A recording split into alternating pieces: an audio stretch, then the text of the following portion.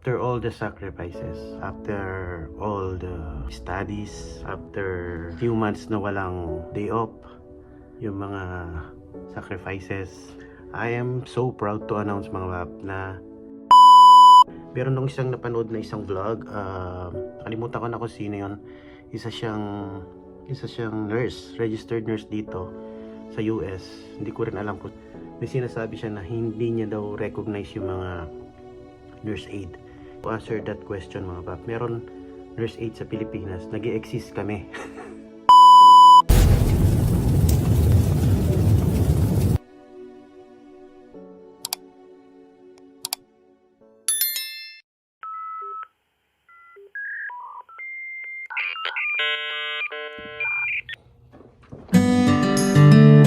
And what is up mga bab? So yun, natuloy din ang ating sit down vlog.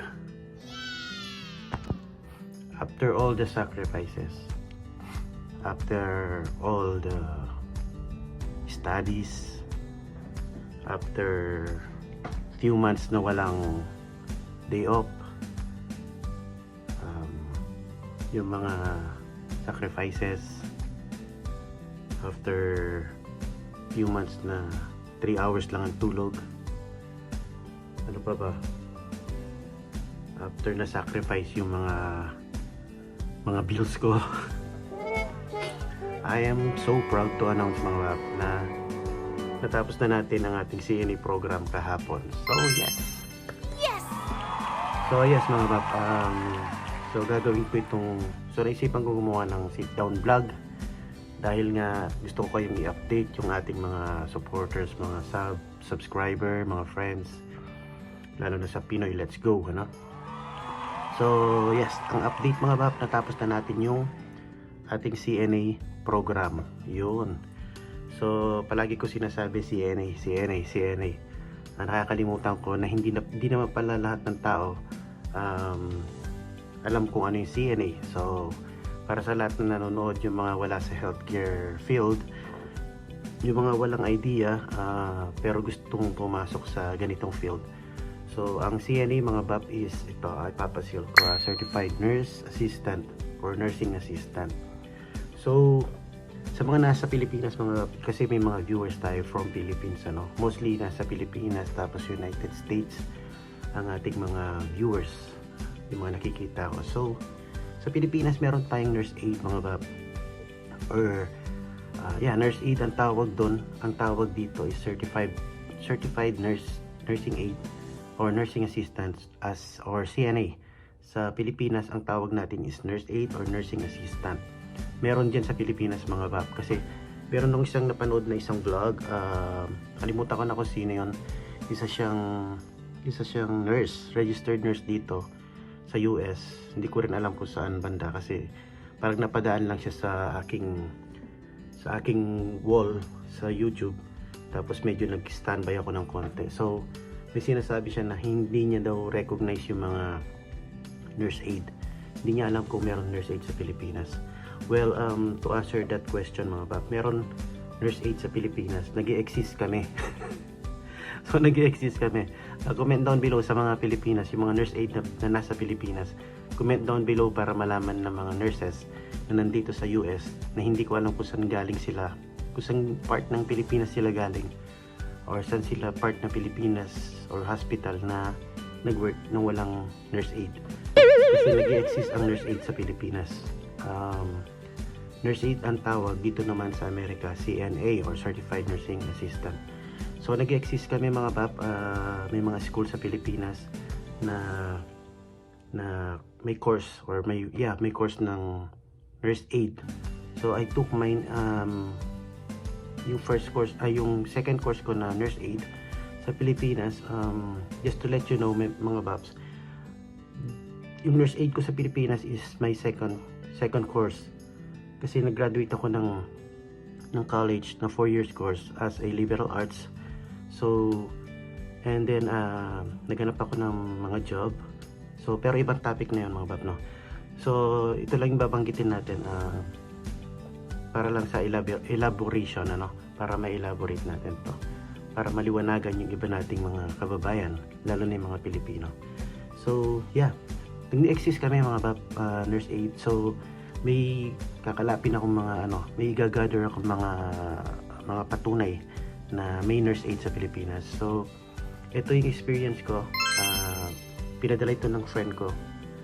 Ako nag-assist sa misis niya nung nanganak, and that was way back 2008 sa Angeles University Hospital or Angeles Memorial Hospital, parang gano'n, AUF, Angeles University Foundation Hospital, yon. Pero aside that, sa hospital na yan, meron din ako two hospital experience sa lugar namin, which is Pilipinas, Angeles City. So yun, furthermore, yun po, nag-exist kami sa Pilipinas, para lang maliwanagan, no, na meron CNA sa Pilipinas. Hindi nga lang CNA ang tawag, nurse aid. Yun. Yan. So proceed na tayo sa ating topic talaga ngayon. So sa mga hindi nakakaalam, kumuha tayo ng Certified Nursing Assistant dito sa State of California. So disclaimer lang, ang mga ikikwento ko lang at i-share ko is my own experiences dito sa California, sa State of California. In other state, di ko alam kung paano sa kanila. Some are saying 4 weeks, 6 weeks ang kanilang mga klase or program sa CNA. While here, sa akin, it took 5 months. So, wait mga huwag kayong masyadong mainit ang ulo. So, explain ko kung bakit 5 months. Kasi kinuha ko ng self-paced, yung sa akin, kinuha ko ng self-paced and online. So, ang tawag doon is hybrid. Yung theory part ng CNA class ko is online and self-paced, meaning nasa akin kung anong oras ako gustong mag-online. Parang self-study siya mga bab. Pero huwag nyong i-judge yung self-study na online kasi each topic meron siyang quiz, and each module or siguro chapter ang module lang tawag nila. So each topic may quiz, kailangan maipasa mo bago ka i-proceed sa susunod na topic. And then pag natapos mo yung chapter or your module, meron ka na naman long test para mag-proceed ka sa second module. So meron kaming 15 o 17 modules. So kailangan at meron yun meron yung due date na kailangan mo tapusin. So luckily natapos ko yun sa akin within a month.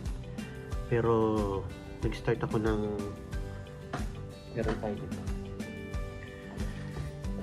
So andito yung calendar ko. Ito lang yung basis ko talaga, yung palatandaan ko sa schedule.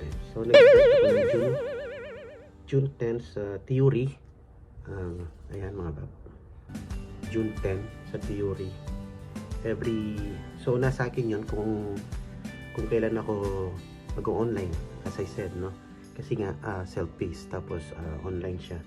Kasi nga nagpo-full-time job tayo and meron tayong mga responsibilities dito sa bahay. So I chose na mag-online.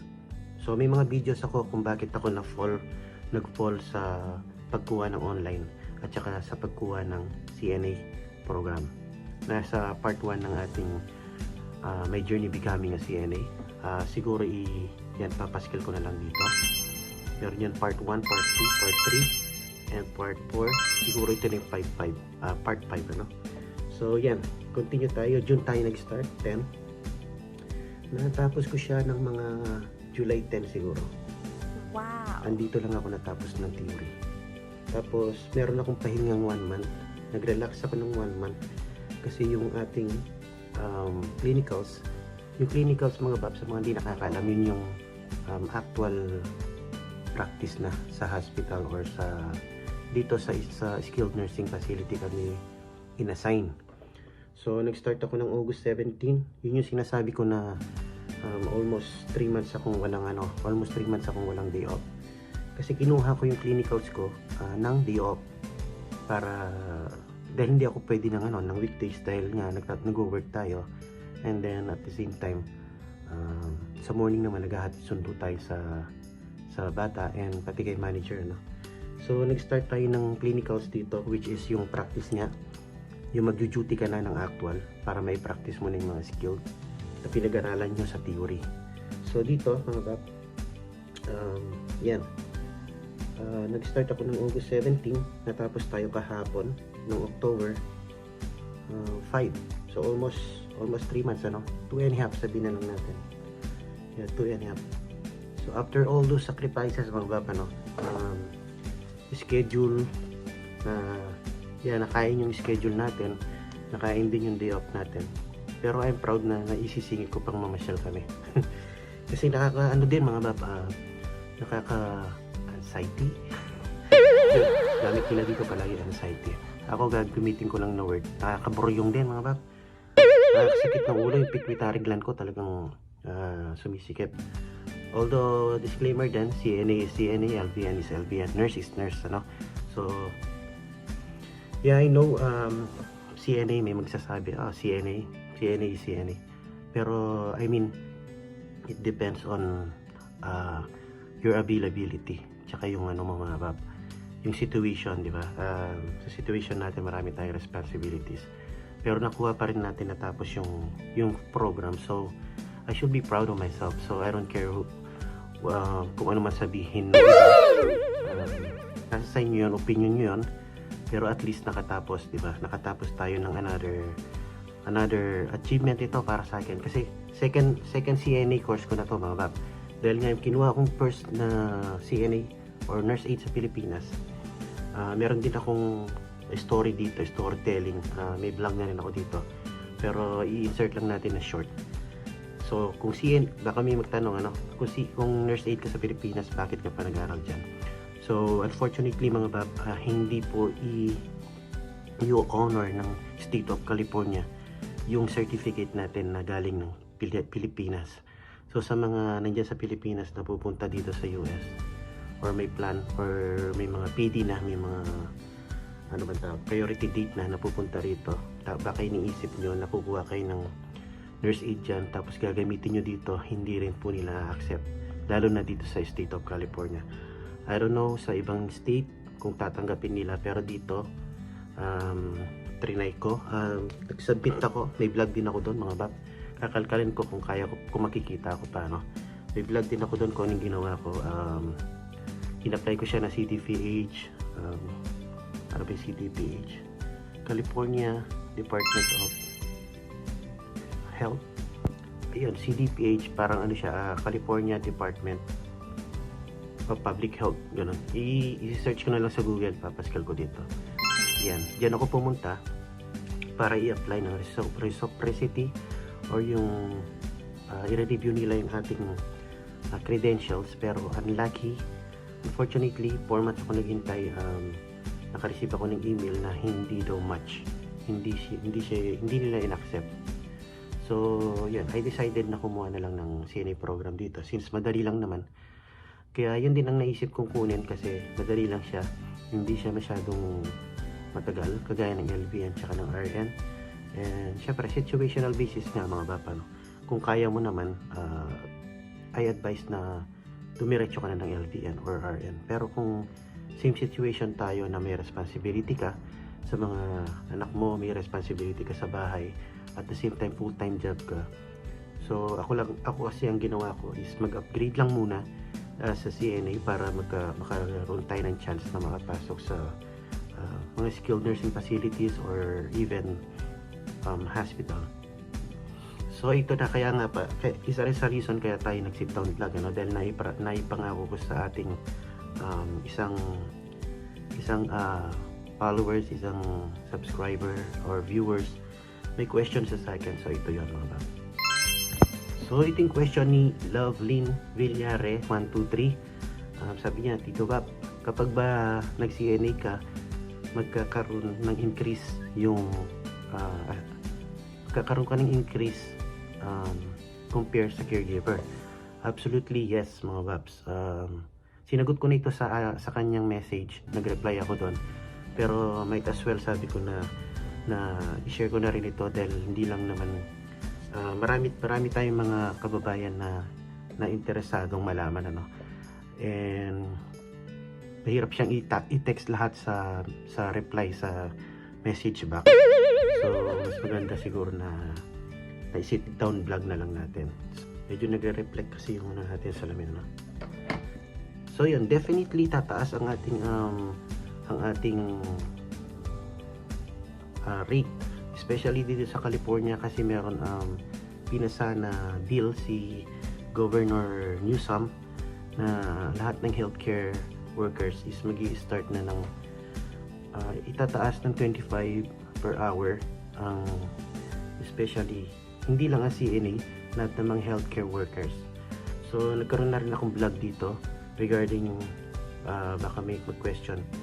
Nasa caregiver ka na di ba? Nag-work na ako as direct support. Yun, unfortunately mga bab, hindi daw siya sakop sa mga healthcare worker. So, yun isa rin ang nag-push sa akin na okay, kukuha na ako ng CNA program. At least kabilang kami sa may increase ngayong October 16. So, yeah, ang sagot doon sa tanong mo mga babs, definitely tataas ang rate, mas tataas. Pero disclaimer mga bab, depende rin sa city or state na kung nasaan ka. Kasi dito mga bab sa city namin, where my location at exactly, medyo mababa yung offer sa mga caregiver. Pero pag nagbiyahe ako ng 1.5 to 2 hours, which is sa Bay Area or sa San Francisco, mas mataas ang offer doon mga bab. Pag nag-check ako sa Google, sa Indeed, nakikita ko mas mataas yung mga rate nila. So, yun ang sinasabi ko, depende sa state, depende sa city mga bab. Nasa State of California, halimbawa nasa State of California kami, pero different city, different rate mapa caregiver tsaka mapa CNA. So ang CNA din, ganun din mga bab, mas mataas din ang rate nila sa Bay Area compare dito sa amin, sa area namin, which is nasa Modesto kami mga bab. So sabi kasi nila medyo province na daw ito, kaya medyo mababa yung ang aming rate. Pero kasi kung titingnan mo mga bab, ang cost of living naman sa Bay Area, which is banda ron sa may San Francisco, is mas higher compare naman dito sa area namin sa Modesto. Sa rent pa lang ng mga apartment tsaka bahay, mas higher doon mga paps. Sa mga pagkain, I don't think kung may pagkakaiba, baka parehas lang. Ang mahal lang siguro is yung rent ng mga bahay and mortgage gano'n. So yun ang sagot sa tanong mo. At Lovely Villare or Villier 123. Meron pa siyang isang tanong sa akin, hindi ko na makita kung saan pero sabi niya, mas marami ba yung opportunity? Definitely mas dadami yung opportunity mo kung magiging CNA ka, dahil nga magiging certified ka ng state mga bab. Meron kang CNA certification from the state of California or kung saan ka man state. So mas kinikilala kasi nila yon. Tsaka mas maraming ma-open na opportunity sa'yo, like sa hospital, and then sa hospital itself pa lang marami ng opportunity doon mga bab.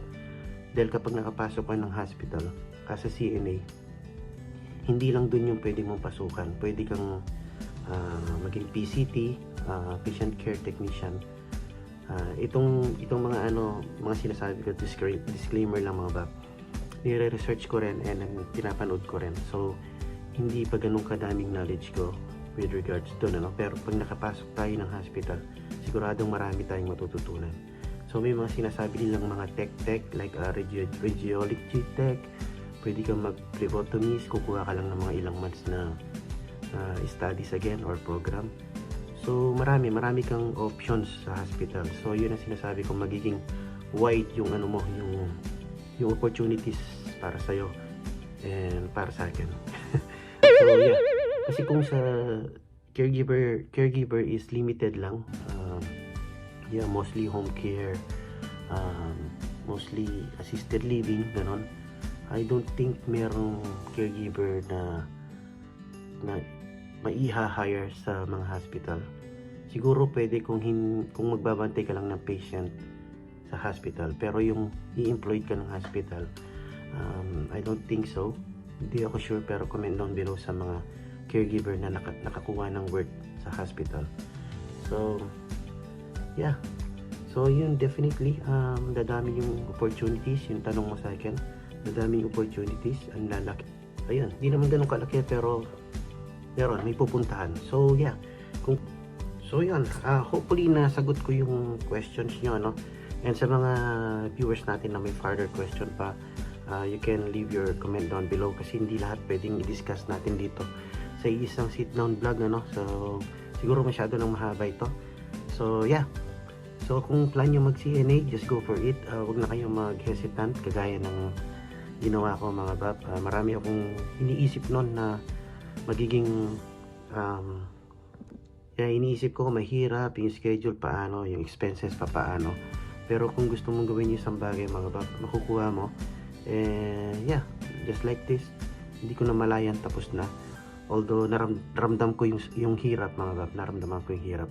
Lalong-lalo na sa schedule. Tsaka yung wala kang day off, naramdaman ko yan, mga bab. And yeah, after all the sacrifices, yun nga, after sacrifice, success, yun natin, ang aim natin. And yeah, hopefully, sa mga nagpa-plan mag-CNA, nakatulong itong ating sit-down vlog. So yan, kahit anong gusto mo sa buhay, just go for it. Sarili mo yung magdedesisyon, hindi kailangan na ibang tao yung magdesisyon para sa'yo. So let's do it, mga babs, and peace.